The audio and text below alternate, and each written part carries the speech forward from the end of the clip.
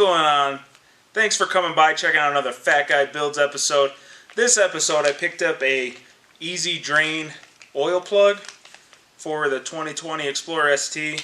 Apparently the factory pan is made out of plastic now. I haven't even lifted the car yet to check, and it cracks if people over tighten or whatever. So this one you put in, you never pull it back out, and then you just spin it and it drains, and then you close it again. It's like a just a normal water type valve with a bunch of little added features. So we'll go over everything and I'll show you how to put it in, and hopefully this makes everybody's life easier. Underneath this cover is going to be the oil drain. To get this cover off, we have a few clips, so I'm going to go around and show you what clips you need to remove and what screws. So you have round clip, 7mm, square clip, 7mm, round clip, and then it's the same on the other side, 7mm, square clip, 7mm, round clip. This yellow plug here is the oil drain. So we're going to take this out. Ford, sometimes your engineers are mentally retarded. Now, this thing, for all of you that are going to the Jiffy Lubes and stuff, they're going to charge you a bunch because they're going to break this every damn time, because obviously they're not the smartest people in the world, right?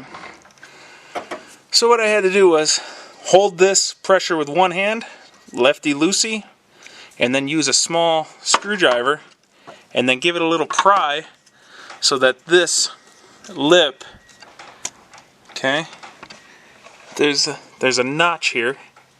I don't know if you can see it. See, it's hitting there, a hook.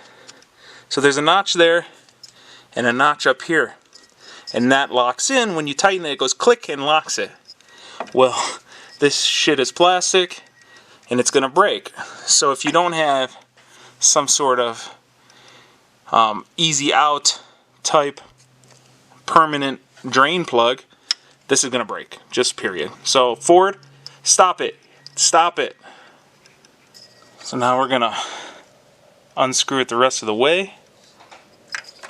Oh, I made a mess on my brand new everything. Anyways, drain it. Let it stop dripping. And then we'll work on putting the plug back. Here's the part number for the UPR Easy Drain plug. And this is how it comes in the bag. Here's the difference between the two. Factory UPR. UPR has a magnetic tip. So if anything does get in there, it should get stuck in this instead of going around and around and around into your motor. Has this easy drain part where you just unscrew this and it opens up the valve, and then it comes out of here, the oil. So this never comes out again, the whole unit. Aftermarket one has 2 O-rings and is made out of metal. Factory one is plastic with 1 O-ring. So over time this is going to dry rot, crack, fall apart, leak. Worst case scenario, you're driving long distance, thing starts leaking, and you run it low on oil on the freeway, and you shred your motor. So, not saying it's very likely, but it's obviously more possible with this than something like this. When you're trying to figure out what position it's in, you see this hole? See the floor through it?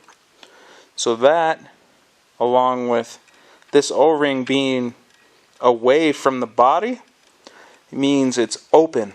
So when you screw it in flush, that's up, then it's open, it's going to come out. You can put a 1/2 inch inner diameter hose on this so that you can route it into some kind of jug or whatever. If you're working on the floor, it'll make your life easier because you don't have to have something directly where this is spraying. You can just put a hose and then put it however you want. So now I unscrewed it counterclockwise. This is seated. You don't see the O-ring, you don't see a hole, you don't see anything. So this is a closed position. I'm going to install it now in the open position, so I should see some dripping come out. Obviously it's already drained. So I took the little plug out the front, the little dust cover plug. It's open all the way, and I put some oil onto the O-rings. So you're going to want to slide it in gently, sort of wiggling it until you feel that groove in the back catch. And then you're just going to rotate. And this one doesn't click like the plastic because it's metal tabs.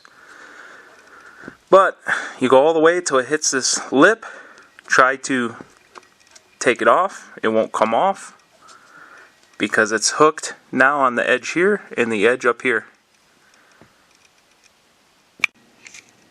Rotate it counterclockwise where it sticks out. That'll be shut till it won't go any farther. Clean everything with brake cleaner. Put the little rubber plug back in. And now we're good to go. We can go up top, deal with the filter, because obviously you're going to do this when you do an oil change. So I'll show you how to do that, and then we're going to fill up some oil. The filter I am using, and the only one of 2 filters on the planet that I'll use, this is the Wix WL10050. The other one I'll use is the Amsoil branded filter.